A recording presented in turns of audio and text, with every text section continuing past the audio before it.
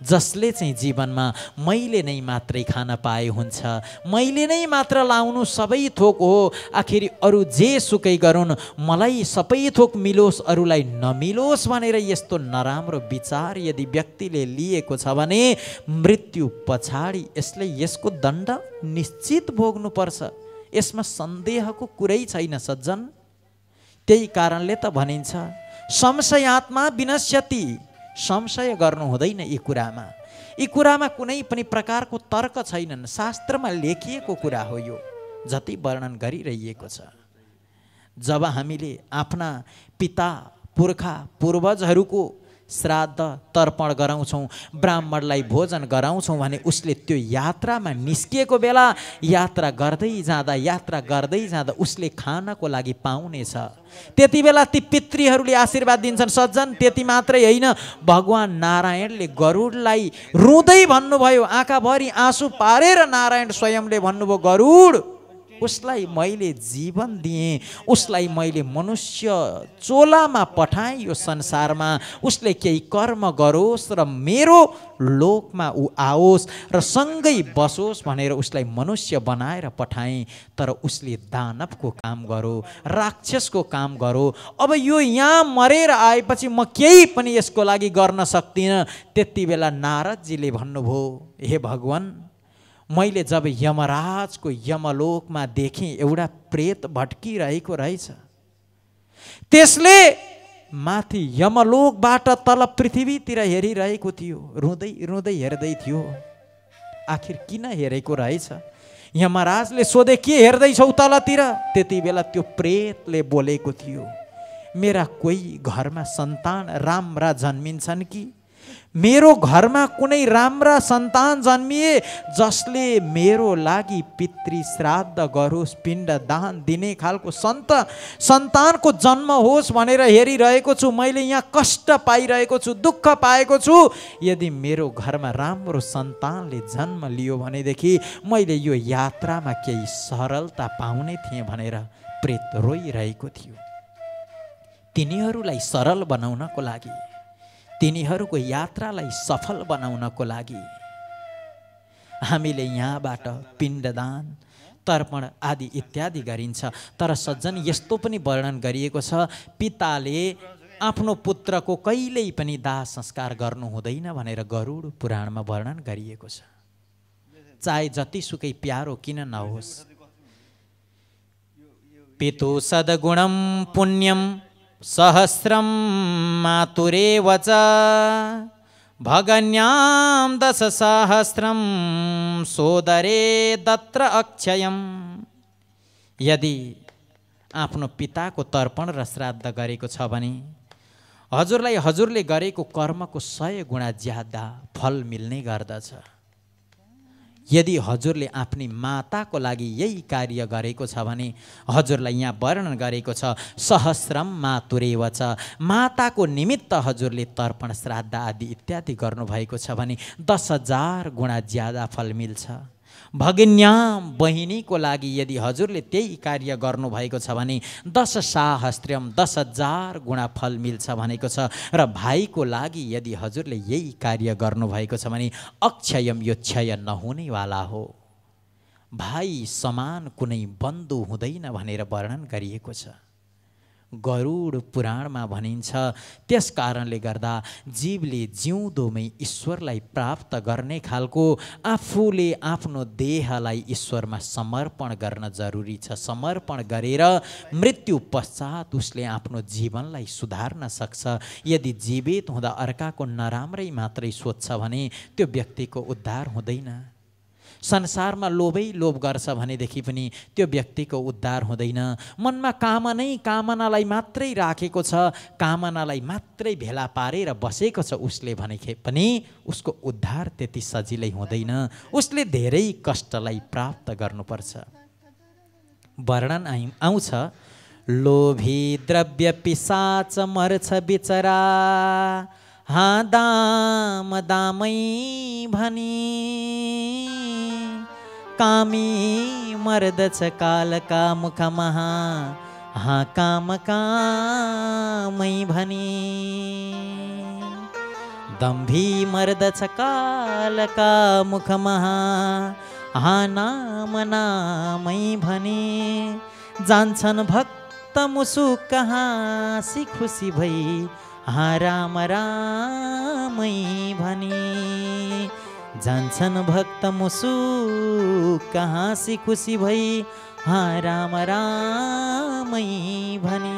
कति राम्रो छ हेर्नुहोस् त।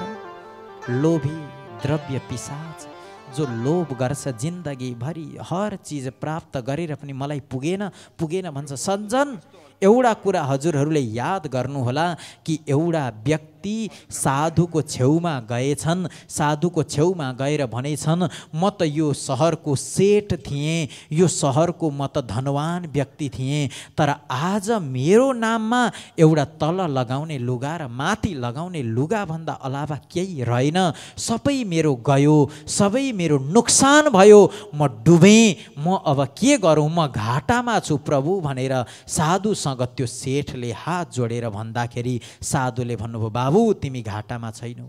त्यो सेठले भन्यो मलाई यो सारा देशले मान्थे, म देशको सबैभन्दा धनी व्यक्ति, म यो संसारले पुज्ने व्यक्ति, आज मेरो सारा धन सम्पत्ति नष्ट भएको छ, कुनै चिज छैन, खानको लागि अन्न छैन, लगाउनको लागि कपडा छैन, केवल तल र माथि जुन लगाइरहेको छु यो मात्रै हो, म घाटामा छु। सन्तले भन्नुभयो बाबु तिमी घाटामा छैनौ, तिमी त सम्झ कि जन्मिँदाखेरि के यो माथि लगाउने र तल लगाउने लुगा लिएर आएका थियौ।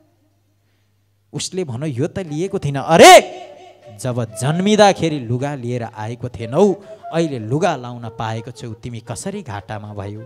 तिमी त धनवान छौ, अझै पनि घाटामा छैन। जहिले पुगेन पुगेन। सज्जन दरिद्र कसलाई भनिन्छ? हेर्नुहोस् है, दरिद्रो यस्य असन्तुष्टो, जो संसारमा जति सुकै भएर पनि छैन जस्तो गर्छ भने त्यो दरिद्री हो। हर चिज छ व्यक्तिसँग तर पुगेन पुगेन पुगेन पुगेन पुगेन, उसको मुखमै त्यही झुन्डिरहन्छ, भएन छैन छैन, त्यो व्यक्ति दरिद्री हो। जसले भएर पनि छैन भन्छ, ईश्वर भन्नुहुन्छ उसलाई मैले यत्रो चिज दिएँ तर पनि छैन भन्दाखेरि मेरो मन दुखेर आउँछ, छ भनिदियोस् उसले। लोभी, अब त्यस्ता लोभीहरू, त्यस्तो प्रकारको लोभ गर्ने व्यक्ति चाहिँ कसरी मर्छ अरे त भन्दा लोभी द्रव्य पिशाच मर्छ बिचरा दाम दामै भनी। मर्ने बेलामा पनि 1 सेकेन्डको सास यदि त्यस्ता व्यक्तिको खोलिदिने हो र के छ कुरा भन्दाखेरि त्योबाट यति पैसा उठाउनु छ भनेर आफ्नो सासलाई त्याग गर्छन्। लोभ गर्नेवाला व्यक्तिले मनमा सधैँभरि लोभ नै चलिरहेको हुन्छ। बोलो साम्ब सदा शिव भगवानको। लोभीवाला व्यक्तिले लोभलाई सम्झिँदा सम्झिँदै उसले देहको त्याग गर्छ। अब कामी काम वासनाको लागि जो लागि परिरहेको हुन्छ त्यस्तो व्यक्तिले के गर्छ त भन्दा काम काम काम काम काम भन्दा भन्दै उसले देहलाई त्याग्छ, ईश्वरको नाम लिएको हुँदैन। अन्तिममा उसले पुनः यात्रा गर्नुपर्छ। जब प्रेत बनेर त्यति बेला उसले लोभ गरेको चिजले उसलाई केही मिल्दैन। उसले यदि सत्कर्म गरेको थियो भने उसलाई केही मिल्थ्यो, सत्कर्म गरेको छैन उसलाई केही नमिल्ने भयो। सज्जन दुखी भएर उसले यात्रा गर्नुपर्छ।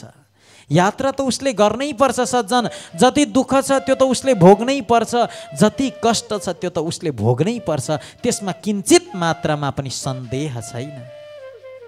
अनि अगाडि भन्यो दम्भी, जो अहङ्कारी हुन्छ व्यक्ति, कोही कोही धेरै अहङ्कारी, ती अहङ्कारी व्यक्तिहरूले दम्भ गरेकै भरमा मृत्युलाई प्राप्त गर्छन्। गरुड पुराणले वर्णन यस्तो पनि गरेको छ कि सज्जन यदि मुखबाट हाम्रो राम राम उच्चारण हुँदैछ भनेदेखि राम राम उच्चारण हुने बेलामा नै राम राम उच्चारण गरौँ। यदि अगाडि माथिपट्टिका 2टा दाँत र तलका 2टा दाँत झरे भने फेरि राम राम भन्दाखेरि पनि लाम लाम उच्चारण हुनेछ। कसरी भगवानलाई प्राप्त गर्ने?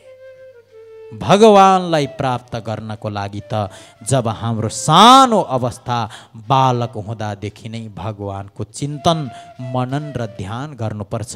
दम्भीले भगवानलाई सम्झिँदाखेरि पनि दम्भ गर्छ र सम्झँदै सम्झँदैन उसको मृत्यु हुँदाखेरि दम्भै गरिरहेको हुन्छ। उसले पनि जीवनमा यात्रा गर्दा धेरै ठुलो दुःख कष्टलाई प्राप्त गर्छ। र कसले चाहिँ राम्ररी यात्रा गर्छन् त भन्दा जसले जन्मिएदेखि नै आफ्नो पिण्डदान आफैले ईश्वरप्रति गरेका छन्।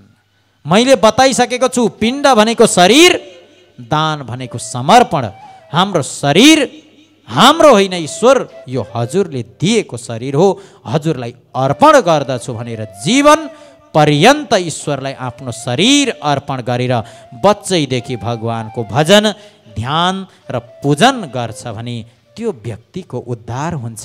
र त्यस्ता व्यक्ति चाहिँ जान्छन् भक्त मुसुक्क हाँसी खुसी भई, हाँ राम रामै भनी। त्यस्ता व्यक्तिहरू चाहिँ मरे पछाडि राम राम मर्ने बेलामा मुखबाट राम नाम निस्किन्छ र तिनीहरूले दुर्गतिलाई प्राप्त गर्नु पर्दैन, तिनीहरूको सतगति हुन्छ।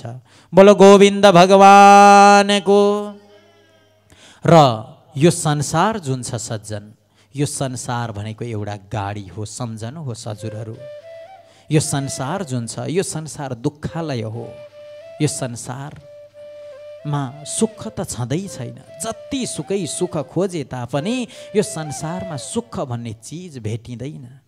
र जस्तो प्रकारले गाडीमा यात्रा गर्दाखेरि गाडीमा भएको एउटा यात्री एक ठाउँ ओर्लन्छ, त्यो गाडीमा अर्को व्यक्ति चढ्छ, अर्को ओर्लन्छ, अर्को चढ्छ, यो गाडीको नियम हो। त्यस्तै प्रकारले यो संसार रूपी गाडी जुन छ, यो गाडीमा हाम्रो हजुरबुवा आदि इत्यादि हुनुहुन्थ्यो। हजुरबुवाहरू यो संसार रूपी गाडीबाट ओर्लिएर जानुभयो, फेरि नातिले जन्म लियो, फेरि बुवा रूपी यो संसारको यात्री ओर्लिएर जानुभयो, तब पनातिले जन्म लियो। यही क्रम यो संसारमा पनि चलिरहेको हुन्छ। यो संसार पनि एउटा यात्रा हो। यो यात्रालाई कसरी सफल बनाउने भन्दा यात्रा गर्दाखेरि पनि छेउमा भएका व्यक्तिसँग मिलेर यात्रा गरियो भने यात्रा सफल हुन्छ। साधु सन्त महन्त महात्मा सत सन्यासी अमलात्मा विमलात्माहरूको यदि हामीले चिन्तन गऱ्यौँ, हामीले यदि ती साधु सन्तहरूको ध्यान भजन गऱ्यौँ भने हामीलाई सतगति प्राप्त हुन्छ। सन्तानको रूपमा यो संसारमा को आउँछ त? सन्तान बनेर यो संसारमा कसले जन्म लिन्छ त? ध्यान दिनुहोस्, सन्तान बनेर यो संसारमा आउने भनेको आत्मा वै पुत्र उत्पन्ने इति वेदानुशासनम भनेर वर्णन गरिन्छ। आत्माले नै सन्तानको रूपमा यो संसारमा जन्म लिएको हुन्छ। त्यस कारणले गर्दा पिताजीसँग बच्चाको अनुहार मिल्ने गर्दछ, किनभने आत्माले नै सन्तान सन्ततिको रूपमा जन्म लिएको हुन्छ। उसले आफ्नो पिता पुर्खाको लागि गरेको कर्म जुन छ त्यो पिता पुर्खाले स्वतः प्राप्त गर्नुहुन्छ। उसले जीवनमा सत्कर्म गरेर अगाडि बढेको छ भने यदि उसले आफ्नो पिता पुर्खाको लागि सत्कार्यहरू गरिदिँदैन भनेदेखि भगवान नारायण गरुडलाई भन्नुहुन्छ, त्यस्ता व्यक्तिलाई मैले भन्ने शब्द नै छैन, म केही भन्न सक्दिनँ। संसारमा रहेर जसले पनि परोपकारको लागि हुन्छन्, साधुले आफ्नो शरीरलाई जुन धारण गरेका हुन्छन् त्यो पनि परोपकारको लागि धारण गरेका हुन्छन्। परोपकारको लागि शरीर धारण गरेर ती साधु सन्त यात्रामा लागिरहेका हुन्छन्, परोपकार गरिरहेका हुन्छन्। साधुले धरेका शरीरहरू परमार्थको लागि हुन्छन्। हामीले यदि हाम्रो विचारमा पनि त्यही परमार्थ जागो भने, हामीले पनि कसैको कुभलो सोचेनौँ भने, हामीले पनि सबैको भलो होस् भन्ने चितायौँ भने त हामी स्वतः देवता हो। यदि हामी चाहिँ बन्यौँ अरू चाहिँ बिग्रियोस् भन्छ भने त्यो राक्षस हो भनेर वर्णन गरेको छ। बोलो गोविन्द भगवानको। आफ्नो हानि पनि सहेर अरूको गर्छन् भलो सन्तले, आफ्नो हानि नपारी गर्छ अरूको उद्धार सामान्यले। अर्कोलाई बिगारी आफू बनिनु त्यो राक्षसी काम हो।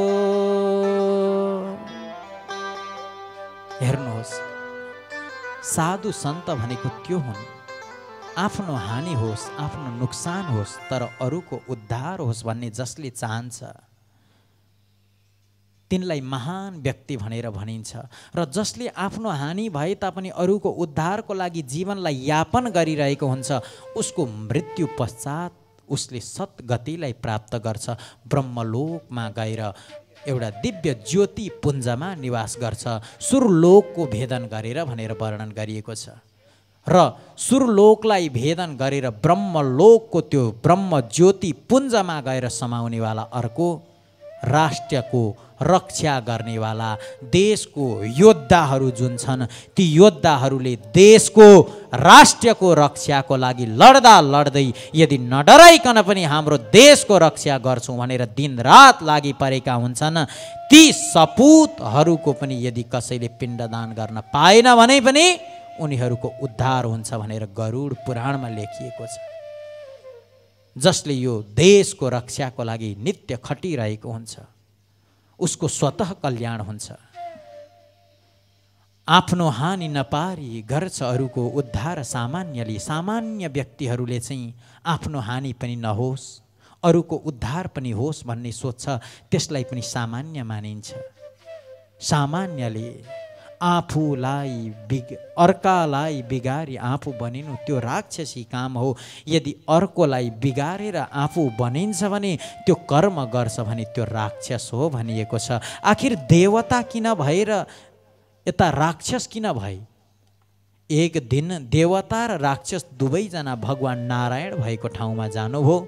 नारायणलाई गएर भन्नुभयो, हे भगवान, हजुरले यो बताइदिनुहोस् कि हामीलाई हजुरले दुःख दिनुहुन्छ, हामीलाई हजुरले कष्ट दिनुहुन्छ, तर यी देवताहरूलाई हजुरले प्रेम दिनुहुन्छ, किन आखिर यस्तो गर्नुहुन्छ? यिनीहरूको माया गर्नुहुन्छ, हाम्रो हेला गर्नुहुन्छ, कारण के हो बताइदिनुहोस्। तब नारायणले भन्नुभयो, यसको कारण म भोलि तिमीहरूलाई बताउने छु, प्रतीक्षा गर। भगवान नारायणले भोलिपल्ट राक्षसहरूलाई पनि बोलाउनु भयो, देवताहरूलाई पनि बोलाउनु भयो र भन्नुभयो, बिचमा मैले पर्दा लगाइदिएको छु, एकापट्टि राक्षसहरू बस, एकापट्टि देवताहरू बस। म भोजन ल्याएर दिनेछु, भोजन ग्रहण गर भन्नुभयो। भोजनको थालीहरू आयो, देवताहरूको हात पनि यसरी बाँधियो, सिधा गरेर बाँसले यहाँनेरि बाँधियो, राक्षसहरूको हात पनि त्यहीँनेरि बाँधियो। नारायणले भन्नुभयो, आधा घन्टाको समय छ, सबैले भोजन गर। अब दुईटै हात बाँधिएको छ सज्जन, दुईटै हात यस्तो छ, राक्षसको पनि देवताको पनि। पर्दा लागेको छ बिचमा, देवताहरूले राक्षसलाई देख्न सक्दैनन् र राक्षसहरूले देवतालाई देख्न सक्दैनन्। आधा घन्टा बित्यो।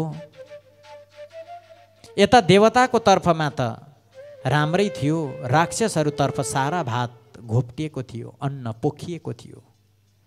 भगवान नारायणले सोध्नुभयो, यी देवताहरूले त भोजन ग्रहण गरेछन् त, कसरी गरे? राक्षसहरूले गरेका थिएनन्। देवताहरूले भने, हामीले त यसरी गऱ्यौँ, हजुरले यहाँसम्म बाँधिदिनु भएको थियो, यो बाटो उठाएर हामीले अर्कोलाई खुवाइदिउँ, उसले हामीलाई खुवाइदियो, त्यसरी हामीले भोजन गऱ्यौँ भने।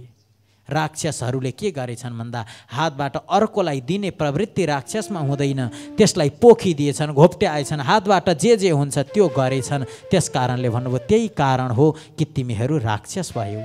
देवता भनेको त आफूलाई नभए पनि दे उता, जसले आफूलाई नराखी पनि उता दिने गर्दछ, त्यसलाई देवता भनेर भनियो। बोलो गोविन्द भगवानको। ती देवता हुन्। यदि त्यस प्रकारबाट हामीले ईश्वरको आराधना, चिन्तन, देवता बनेर यस संसारमा रहेर भगवानको चिन्तन, भगवानको नाम, मुखबाट ईश्वरको नाम सधैँ निस्किरहनुपर्छ। हातबाट हामीले यो संसारमा रहेर गर्नुपर्ने काम गरिरहनुपर्छ। त्यो मुखमा राम, हातमा काम हाम्रो निस्किरह्यो र अन्तिम समयमा हामीले भगवानको नाम मुखबाट निकाल्न सक्यौँ भने हामीले कहीँ पनि 84 को चक्करमा घुम्नु पर्दैन। त्यस पश्चात हामी सिधै न च पुनरावर्तते न च पुनरावर्तते यद गत्वा न निवर्तन्ते तद्धाम परमम मम। गीतामा भनिएको छ जुन धाममा गएपछि पुनः जन्म लिनु पर्दैन त्यस्तो परम पदवीलाई हामीले प्राप्त गर्न सक्छौँ। आउनुहोस् एउटा भजन सुनौँ, त्यस पछाडि अगाडिका कथाहरू श्रवण गर्नेछौँ। बोलो शङ्कर भगवानको जय।